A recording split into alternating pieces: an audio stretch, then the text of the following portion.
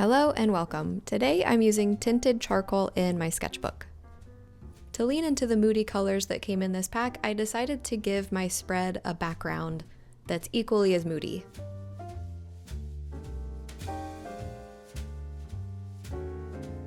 I'm a firm believer that creating art should be fun.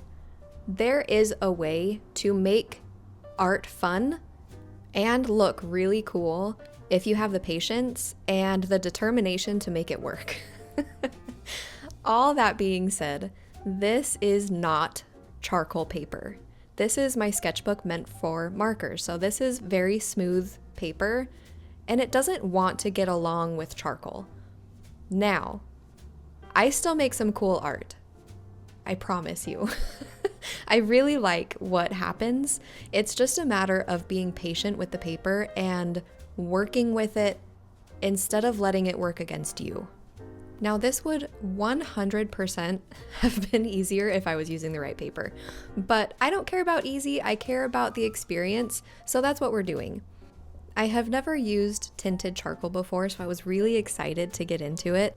Now, to practice using these charcoals, I decided to use a reference this time so that I didn't have to think about what I was drawing and I could just focus on using the material and what works and what doesn't work.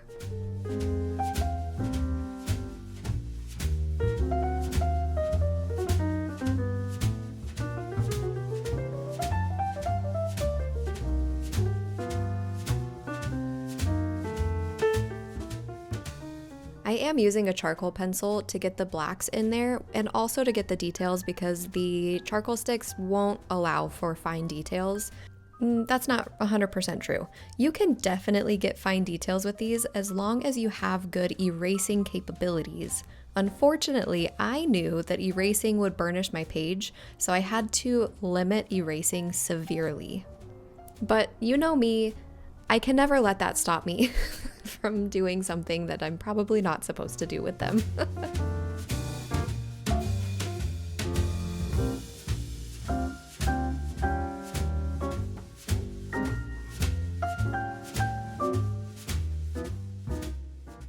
I was having so much fun coloring this guy and trying to get him to be colorful with my limited color palette. I was really excited to get the color down, but then every time that I switched it away, all the color would dull down. And that is to be expected with using a paper that is not meant for charcoal. So I was just trying to figure out here how to get any kind of good result with what I had. I'm a very hands-on type learner, and if I do all the research beforehand, I'm gonna get so paralyzed because I don't fully grasp the concepts and the reasons why. The reason why I'm not supposed to use smooth paper for charcoal, but you better believe that after today, I know why and I will never make this mistake again. All this to say, I am researching which sketchbooks I should buy next based on what I have found that I enjoy doing the most on this sketchbook. So I find that I have the most fun with very hands-on products like oil pastels and charcoal. And I really want a paper that can facilitate the ease of using them now. Now that I know I like using them, I want to make it easier to use them in the future.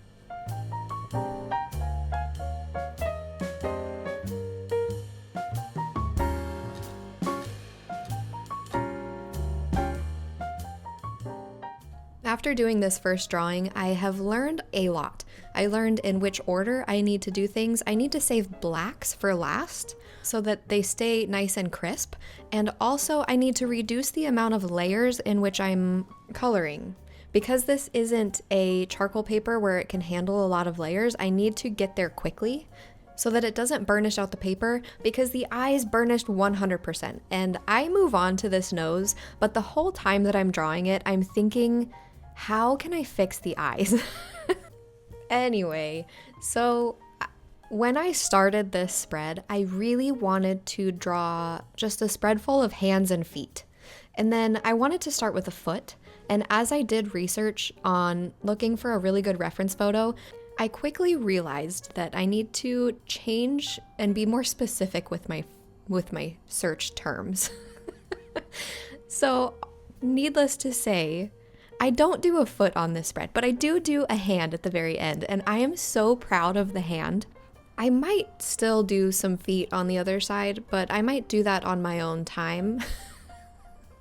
Anyway, look at this nose. I'm so proud of how it's turning out. I really have figured out that using charcoal really rough, using it hard to get all the color as opaque and as bright as you want it is going to be what needs to happen first before you add in any of the black details. Now, I was so happy with how the nose was turning out and the page seemed so blank, so I decided to challenge myself and add in her mouth.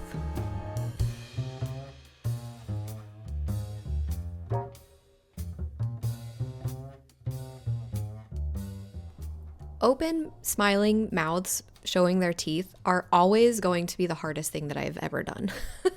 Every time. It's somehow the separation between the teeth and the lips that I can never get right.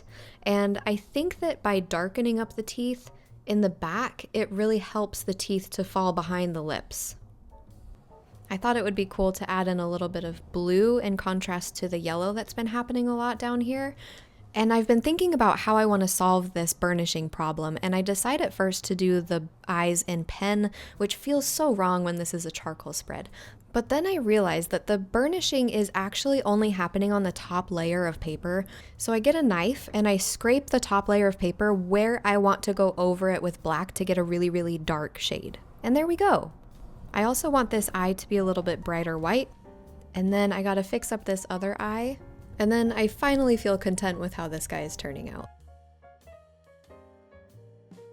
Now that I have a very good idea of what works and what doesn't work, I am drawing an ear and I am so excited about it. I realized that red, yellow, and blue are going to be the ultimate trifecta of colors. And another thing that was holding me back a little bit was using a reference. So I decided I don't care about a reference. I'm just going to draw this ear how I want to draw this ear, and that's how it's going to be. And then once I let go of the reference perfectionism part of my brain, then I could let go and actually have a lot of fun with the ear.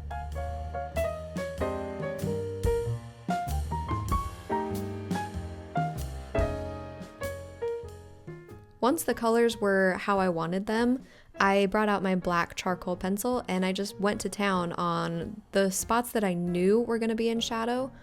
I also figured out that dabbing technique is really helpful to not smear the colors everywhere when you swish it away. So if you dab it and then blow it away, super helpful. I also found it really fun to add in these hatching lines wherever I felt like because it added in a lot of texture that, you know, it's lacking. I think the colors are really interesting and really cool, but when you combine it with a cool texture, that's when it all just is like the different flavors of a meal. Like you don't only want one flavor, you want it paired with another flavor.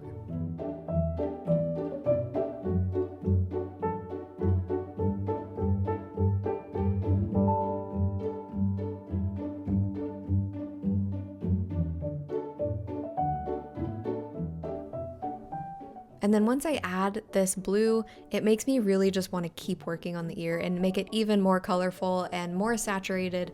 So I just keep adding more colors and then dabbing it away so that it will kind of stay a little bit on the page without getting smeared away. And I think it looks really cool in like a splotchy type fashion. But yeah, this one's almost done. I am ready to draw a hand now, and I'm not ready to draw a hand without looking at my own hand, so that's what I'm doing. I am referencing my own hand and trying to go off of memory as I'm drawing it, and then I just can't remember, so I keep having to look at my hand. In any case, I really like how the ear was turning out, so I'm trying to pretty much follow the same thing that I did for the ear and applying it to this hand.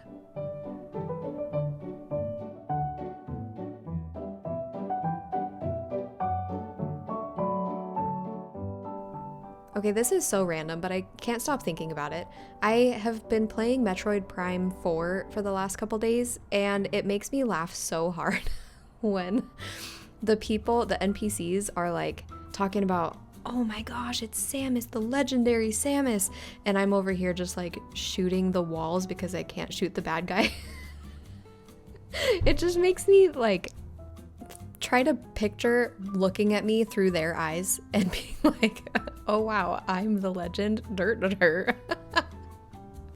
Anyway, it's been on my mind recently. So back to this hand.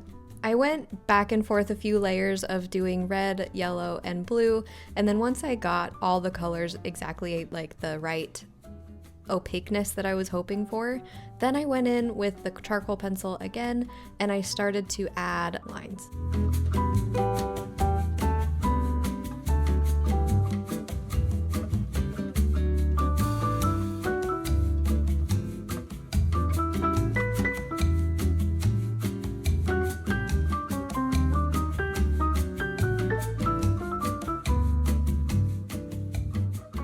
I think the pointer finger is too short, so I need to make the pointer just a little bit longer. Looking back on this, I don't know that it really was too short. I don't know what I was thinking.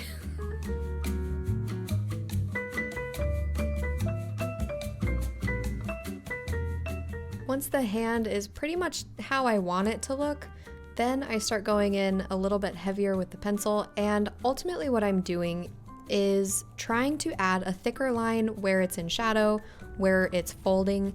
And also I realized now that it wasn't that my finger was too short, it was that my knuckle was in the wrong spot. But once I get the knuckle in the right spot, then I end up just going back and forth between my pencil and the colors and just kind of tweaking things little by little here and there and adding some hatching where it could use a little bit more texture.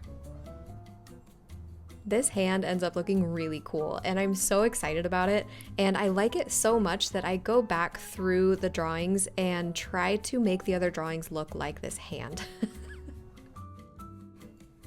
It's also time to start adding in some finishing touches to the actual sketch page and make it look more complete and less empty. I color it behind the ear to try to make the ear pop a little bit more, and I kind of wish that I didn't do that because now it looks like hair and that wasn't my intention. Anyway, now I'm going to be adding in some backgrounds to the spread to make it look a little bit more cohesive.